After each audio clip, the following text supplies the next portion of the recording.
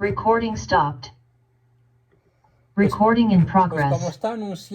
como está anunciado en el flyer que les envié invitándolos a esta sesión, que por ser el día que es extraordinaria, y quise escoger un tema extraordinario y que para muchos tal vez sea sorprendente por la cantidad de datos que generalmente el católico desconoce, incluso aunque tenga cierto nivel de cultura católica.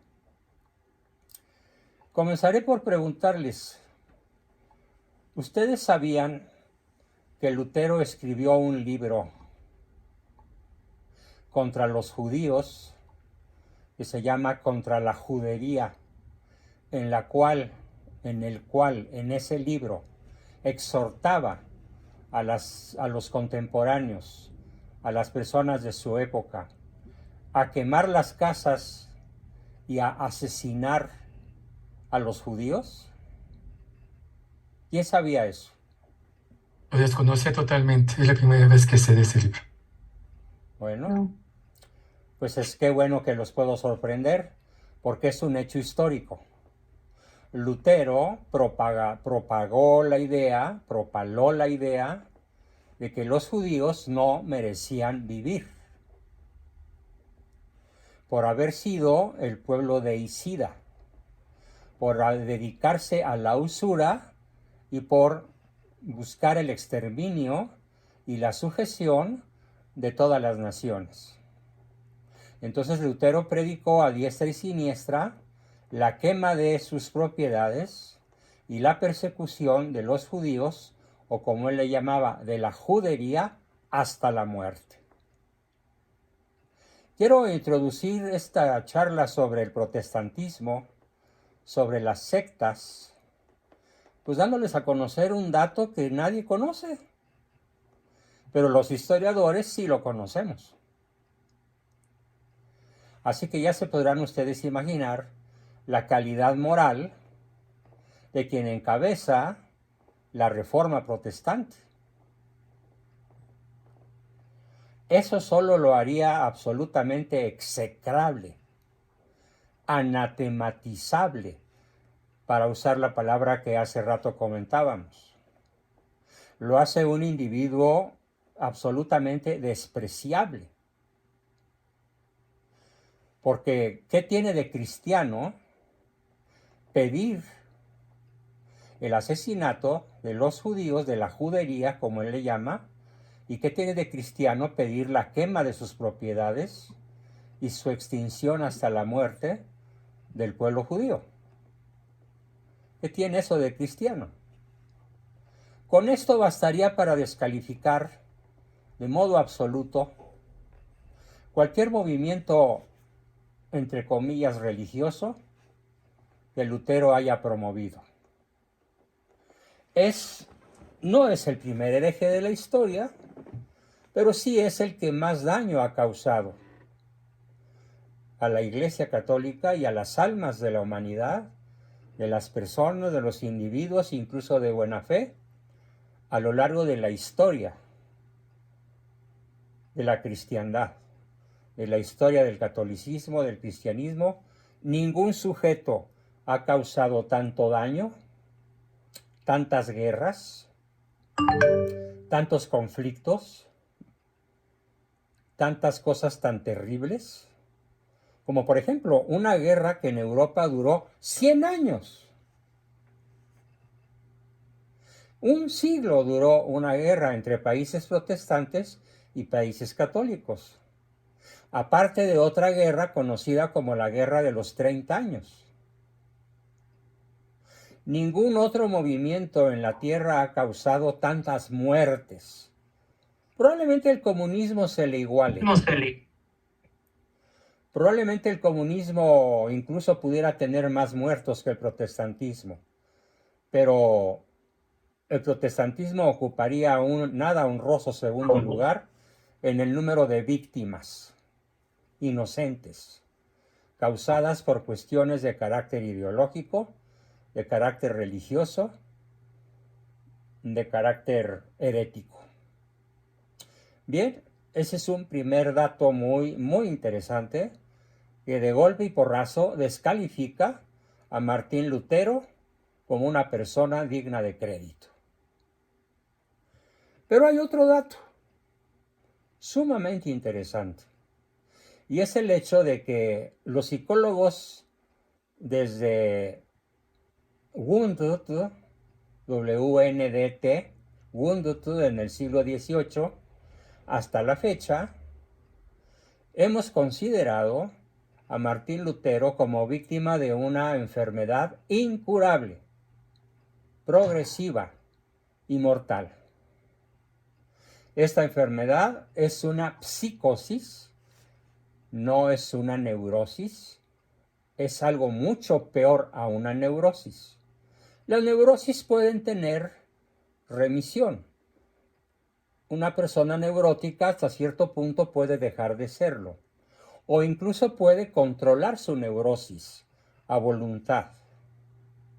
En cambio, en las psicosis, las personas pierden absolutamente el sentido de la realidad y pierden toda la posibilidad de poder controlar su conducta y dirigirla de manera saludable, de manera que pudiera decirse que su mal psiquiátrico, su mal psicótico está curado. El psicótico no puede hacer eso. Tiene que ser medicado, tiene que ser recluido en un centro hospitalario, tiene que ser soportado de una manera heroica, muchas veces por las personas que lo rodean, porque el psicótico, bueno, lo voy a explicar con un chiste buenísimo. El chiste dice que el neurótico vive en castillos en el aire. El neurótico crea castillos en el aire y el psicótico los habita. El neurótico los construye y el psicótico los habita. Llega el psiquiatra y cobra la renta. Así está completa la historia. Entonces, Martín Lutero... Ahí se me hizo reír. Qué bueno, era la intención. Martín Lutero no creaba castillos en el aire. Los construía y los habitaba. O aquellos que otros contribuían como Zwinglio, como los autores en general de Calvino, por ejemplo, y otros monstruos por ahí de las herejías, construían sus castillos en el aire, pues Martín Lutero los habitaba y se llevaba al baile, a la condenación eterna, a millones de almas, millones de personas, al hacerlos incurrir en herejías. ¿Cuál es esta enfermedad que padecía Lutero en forma psicótica? Trastorno obsesivo compulsivo, TOC. El TOC puede tenerse a escala de rasgo de personalidad, no es una enfermedad, es el detallista, es el cuentachiles, es el muy observador, es el Sherlock Holmes, es la persona perspicaz. Ese es un rasgo de personalidad que incluso puede representarnos muchas ganancias en la vida práctica, porque no se nos va un tomate a los que tenemos el rasgo de ser perspicaces y observadores. Pero descendiendo un nivel, tenemos el neurótico obsesivo compulsivo. Ya es una enfermedad.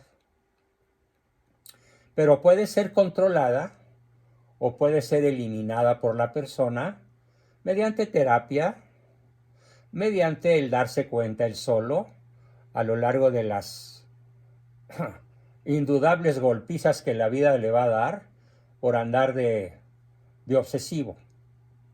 Y tenemos el tercer nivel, que es el más profundo, que es el del nivel psicótico, que significa una ruptura, un alejamiento radical respecto de lo que es el sentido de la realidad. El psicótico, trastorno obsesivo compulsivo, pierde el sentido de la realidad y queda prisionero de su obsesión por el resto de sus días. Bien, este es el caso de Martín Lutero. Otro rasgo interesantísimo de considerar entonces es que un enfermo mental severo se constituyó en el guía espiritual de cientos de millones de personas a lo largo del planeta. No sé si asombrarme más de Martín Lutero o asombrarme más de la estupidez de quienes lo siguen.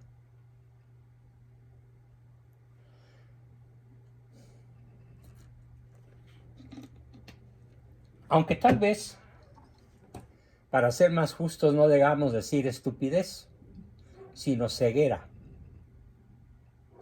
Ceguera intelectual, ceguera espiritual, ceguera psíquica, que no física, porque vaya que tienen buena vista, hablando en el sentido ocular del término. Es asombroso que un enfermo mental haya logrado tantos millones de seguidores ciegos. Es verdaderamente indignante y absurdo que incluso personas que yo conozco, que son honestas, que son buenas personas, que creen en lo que creen de modo honesto, pero que no se han tomado la molestia de investigar si en lo que creen hay algo o mucho o todo de falso, como lo son las herejías protestantes. Así que es un hereje el que hoy conforma el segundo grupo religioso más numeroso de la Tierra. Tal vez el tercer lugar si consideramos que a lo mejor China tiene más sintoístas y budistas que seguidores las sectas protestantes, pero está entre las primeras tres formas de creencia, por no decirle religión, porque no quiero hacerle esa gracia al protestantismo, porque el protestantismo no es una religión, es un conjunto de sectas que tan solo en los Estados Unidos llegan al 500,000 de personas. Perdón, al 500,000 de sectas, más las que no conocemos, porque hay sectas formadas por una sola persona. ¿Cuándo una sola persona forma una secta? Cuando dice, por ejemplo, sí, yo soy católico, pero a mi manera. Ese es un sectario. Y ya fundó su propia secta. ¿Qué nombre le podríamos dar a esa secta? Pues un nombre derivado de su nombre de pila o de su apellido. Partiendo de la base de esta pregunta, a ver, ¿cuántas respuestas correctas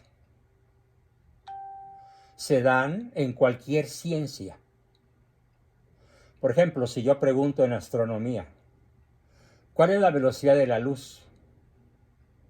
O si yo pregunto, ¿cuál es la fórmula para obtener la superficie del triángulo? O si yo pregunto, ¿cuál es la dimensión de una esfera medida por su diámetro? O si yo pregunto, ¿cuál es el peso atómico del uranio? O si yo pregunto, ¿cuál es la palabra de Dios? O si yo pregunto, bobamente, ¿cuántos son 2 por 2? Para los que no hayan entendido, que no van a faltar, no en este grupo, sino en general, las preguntas anteriores. Invariablemente todo problema planteado en cualquier ámbito de la ciencia humana tiene solo una respuesta correcta. Solo una respuesta correcta. Por lo tanto, no admito, de ninguna manera puedo admitir, que de dos afirmaciones contradictorias, las dos puedan estar en lo correcto. Como cuando algunos padres de familia que yo conozco le dicen a sus hijos católicos, está bien lo que tú crees, pero también está bien lo que yo creo. Y el papá es protestante. Un día en la mente de ese pobre niño, o abrazará el error de su padre, que es lo más probable, o se levantará contra el error de su padre y lo va a cuestionar severamente. No le deseo a ese papá, no le deseo a esa mamá enfrentarse con un chico avispado de 20 años o de 25 o de 14 que cuestione las creencias heréticas de los padres basándonos en este primer gran principio. Todo problema filosófico, teológico, científico, tiene solo una respuesta. No así la inteligencia práctica. En la inteligencia práctica o praxis puede decirse que hay miles de soluciones para un mismo problema.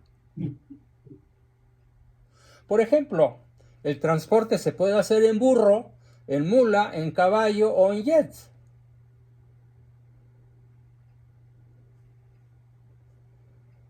Se puede hacer a pata, a gatas o nadando. Es decir, la praxis ofrece millones de respuestas diferentes. Pero la verdad ofrece solo una respuesta. En física, en química, en matemáticas, en teología, en filosofía, en astronomía o en cualquier otra ciencia humana. Y sobre todo en la ciencia divina por excelencia, que es la teología. No puede haber dos respuestas distintas para el dogma de la Santísima Trinidad. Dios es uno y trino a la vez. Ya hubo muchas herejías al respecto. Vamos a ver entonces a continuación cómo definimos herejía. Traten de entender la esencia de la definición, a reserva desde luego de que en la sesión quedará grabada y mañana durante el día tendrán el video que se está grabando en estos momentos. Pero vale la pena que lo vayan grabando en su esencia. Fíjense muy bien. Herejía es la negación pertinaz. Alguien que me diga qué quiere decir la palabra pertinaz.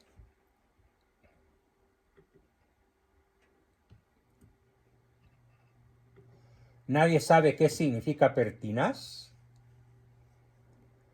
Persistente, insistente, correcto, pero en forma superlativa. Una lluvia pertinaz es una lluvia que no cesa, incluso durante días, semanas o meses. En México hay un lugar que se llama Pluviosilla, que está en el camino que va de México a Veracruz, pasando por la Sierra Madre Oriental. Y le pusieron pluviosilla porque de 365 días al año llueve como en 360. Entonces, ¿cómo usamos ahí la palabra pertinaz? En pluviosilla llueve de manera pertinaz. Bien, ahora, entonces si aplicamos esta palabra, este adjetivo calificativo, porque es un adjetivo, no es un sustantivo, si aplicamos esta palabra al término herejía, herejía pertinaz, es la negación necia, insistente, insistosa, terca, repetitiva, de una falsedad, después de haber recibido el bautismo. Es la negación pertinaz, después de haber recibido el bautismo, de una verdad que ha de creerse con fe divina y católica. O bien, herejía es también la duda pertinaz sobre la misma. No solo la negación, también la duda es herejía. Como los millones de católicos que hoy dudan sobre que Dios sea trino y uno por la sencilla razón de que no son tres dioses sino uno solo, pero son tres personas. ¿Cómo diablos se pueden explicar eso? Pues muy fácil, lo niegan o lo dudan y entonces incurren en herejía.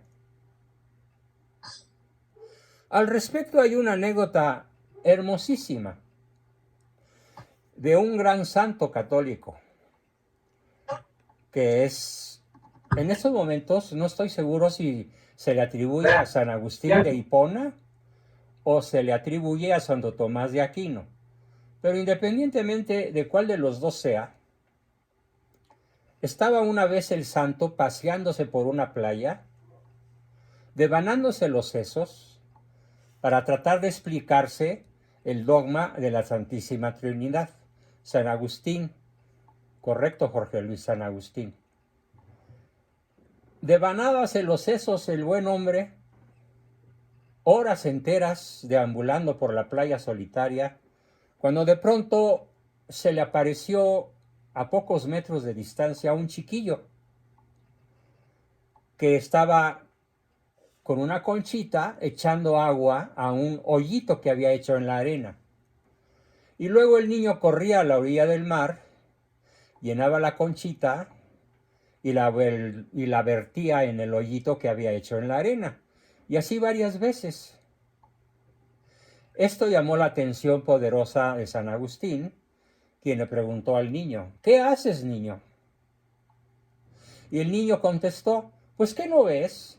Estoy tratando de echar todo el agua del mar en este agujerito. Y San Agustín le dijo, niño, no seas tonto, ¿qué no entiendes que todo el agua del mar, ni siquiera una millonésima parte del mar, puede caber en un hoyo tan pequeño?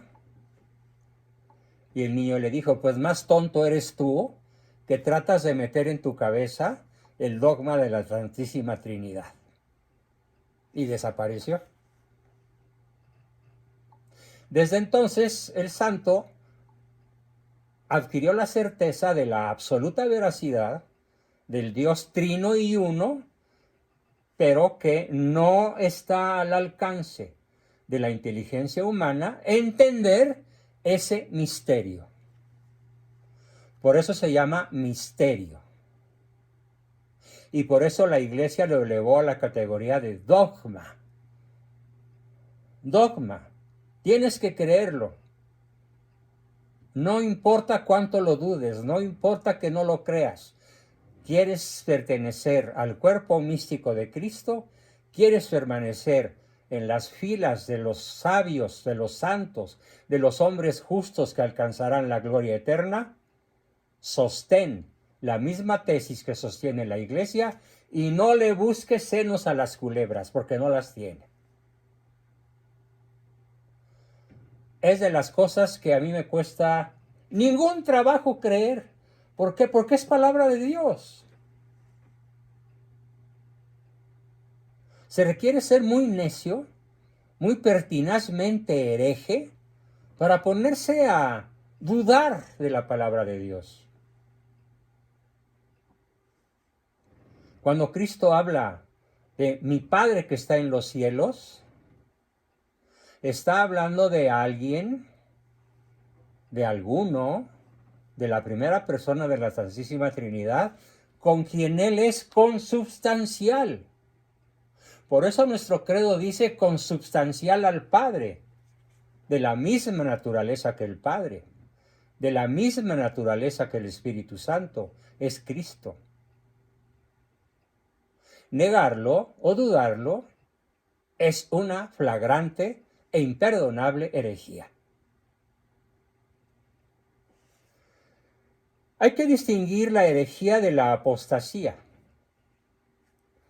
La apostasía es el rechazo total de la fe católica. Y cisma, que es una tercera instancia, el cisma es el rechazo de la sujeción al magisterio de la Iglesia o a la comunión de los santos, que acepta una sola obediencia en la infalibilidad papal y en la tradición milenaria de la Santa Madre Iglesia Católica Apostólica Romana. Tenemos tres entidades que son el azote del mundo actual: la herejía, la apostasía, yo creo que hay más apóstatas que herejes, y el cisma. El gran cisma creado por Lutero, más otros cismas, el cisma de Oriente, donde se separan las iglesias orientales de la Santa Madre Iglesia Católica, más otros cismas en el medioevo o en la Edad Antigua. Vamos a ver las grandes herejías.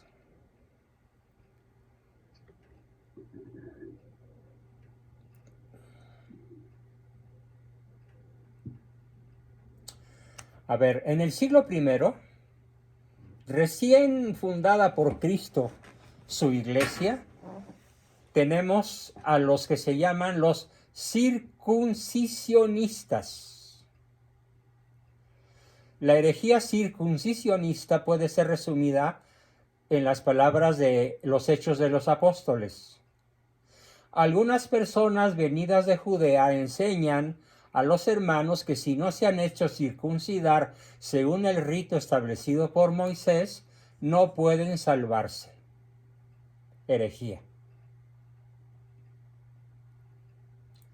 La circuncisión no equivale al bautismo. Y ya sabemos que el bautismo puede ser de tres tipos: por agua, por martirio o por deseo. Esta secta herética señalaba que si no estabas circuncidado, no entrarías al reino de Dios. No vale la pena detenernos mucho en esto.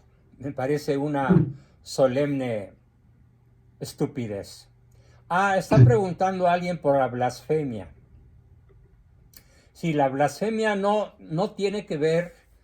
La blasfemia es un sustantivo muy distinto a cisma, herejía o lo que estaba yo diciendo hace rato. La blasfemia es un insulto intencional dirigido a Dios o a alguno de los santos o a la Virgen María, pero sobre todo a Dios. Es la ofensa a lo sagrado o a las personas sagradas.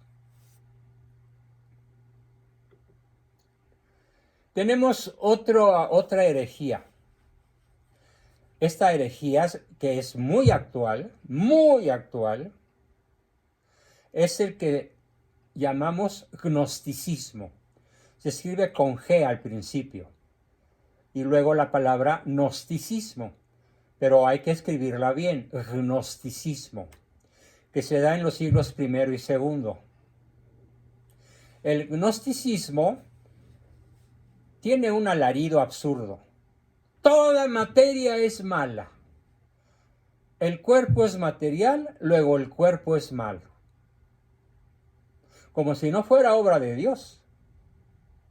Esta idea absurda fue prestada por ciertos filósofos griegos y es contraria a la enseñanza católica, no solamente porque contradice el libro del Génesis, donde dice claramente: y Dios vio que todo lo que había hecho era bueno, incluyendo obviamente a la raza humana, al género humano. Además niega la encarnación. ¿Por qué el gnóstico niega la encarnación? Porque Cristo, siendo Dios, no puede encarnarse en el mal que es el cuerpo. ¿Habráse visto semejante necedad? Bueno, pues actualmente en los Estados Unidos sobre todo, y en algunos países nórdicos de la Europa actual, se da el gnosticismo. Podemos decir que en los Estados Unidos hay cientos de miles de personas que se tragan esta paparrucha. Y dicen que Jesucristo no pudo haber sido verdadero Dios y verdadero hombre, porque Cristo no es malo de ninguna manera. Cierto, Cristo no es malo de ninguna manera, pero tampoco lo es el cuerpo humano. De ninguna manera. Por esa razón, los gnósticos niegan la encarnación. Porque entonces dicen ellos que Cristo no fue un verdadero hombre, sino que aparentó ser hombre. O sea, nos tomó el pelo, pues. Y que su humanidad era solo una ilusión. Estoy seguro que ninguno de ustedes había oído hablar de una manera tan detallada de esta herejía que ya lleva casi 2 milenios. ¿O sí? ¿Alguien le había oído mencionar?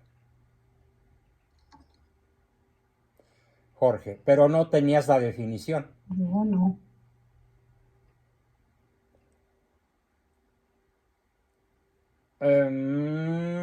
Y también en el gnosticismo se enseña que el Dios de los judíos era una deidad mala.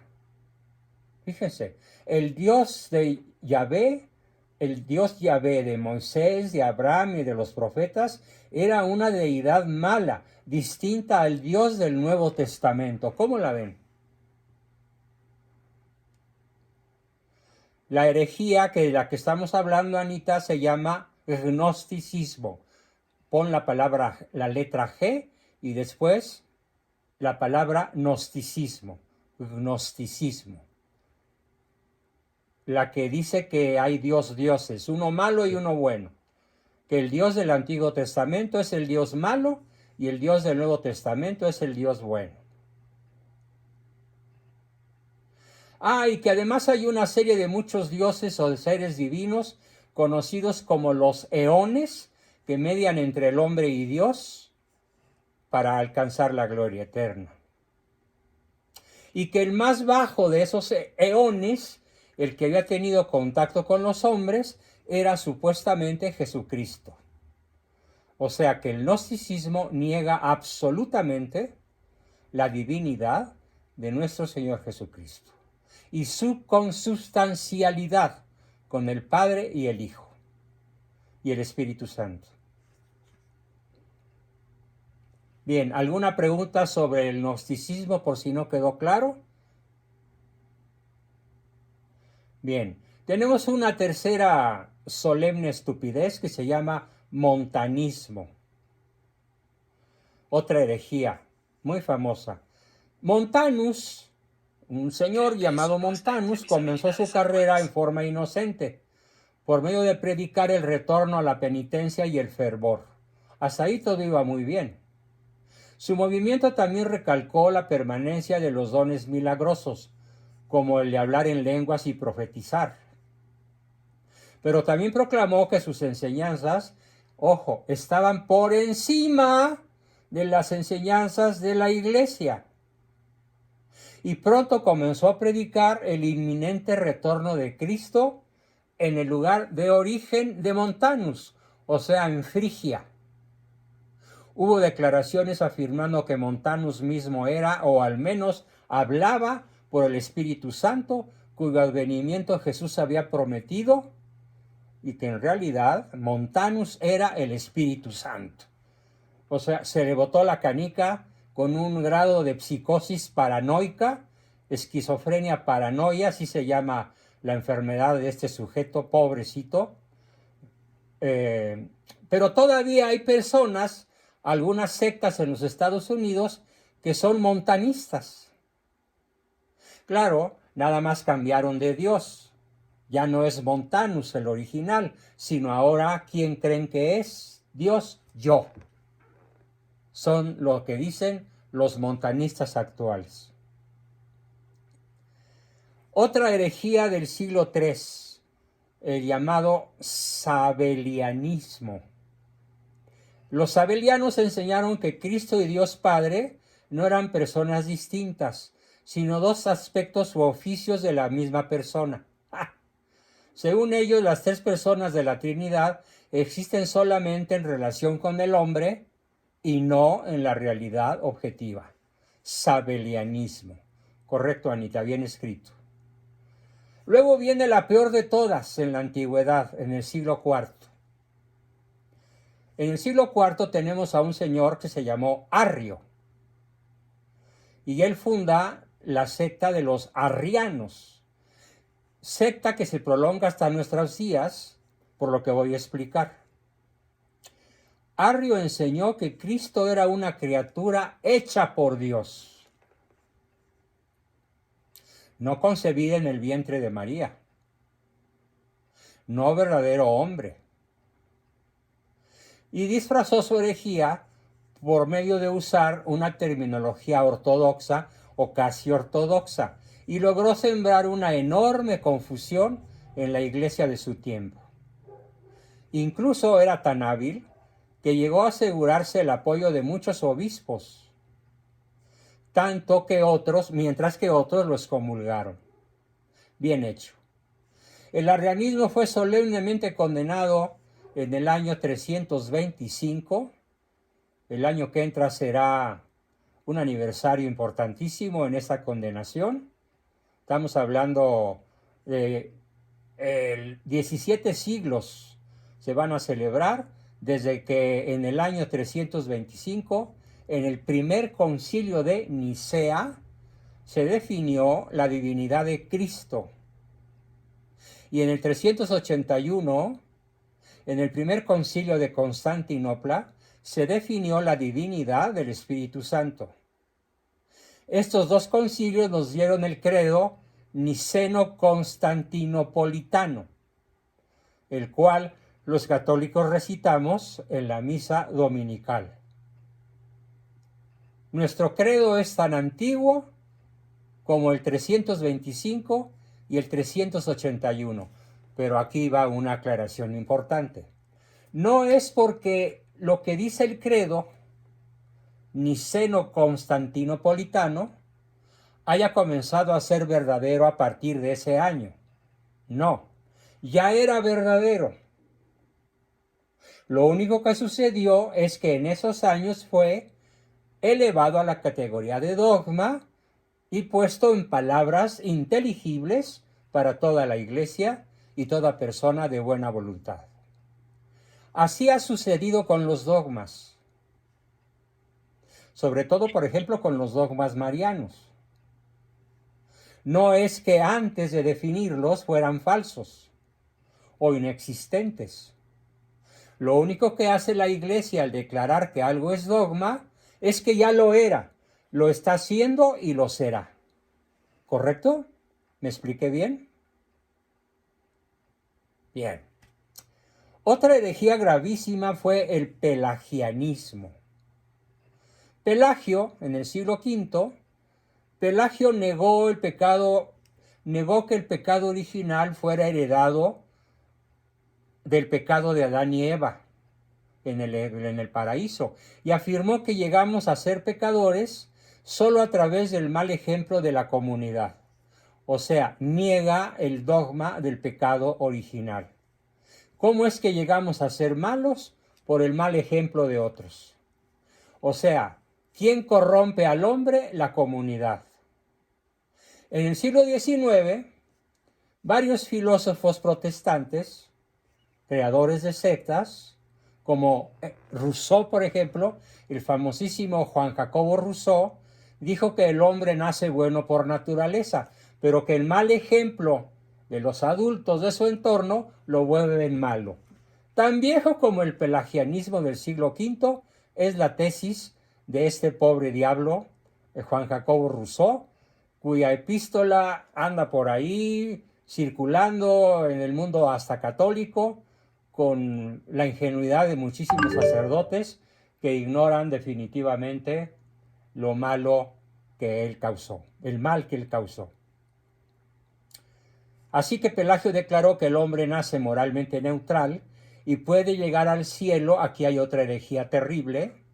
Fíjense, Pelagio declaró que nacemos moralmente neutrales y que podemos llegar al cielo por nuestros propios méritos, no por los méritos de Cristo. Que por lo tanto la gracia de Dios no es realmente necesaria. sino que la gracia de Dios nada más nos facilita algo que de otra manera sería una tarea muy difícil. Pero que por difícil que sea, si yo me lo propongo, puedo llegar al cielo con mis propias fuerzas. Creo que mayor herejía, mayor acto de soberbia luciferina no puede darse.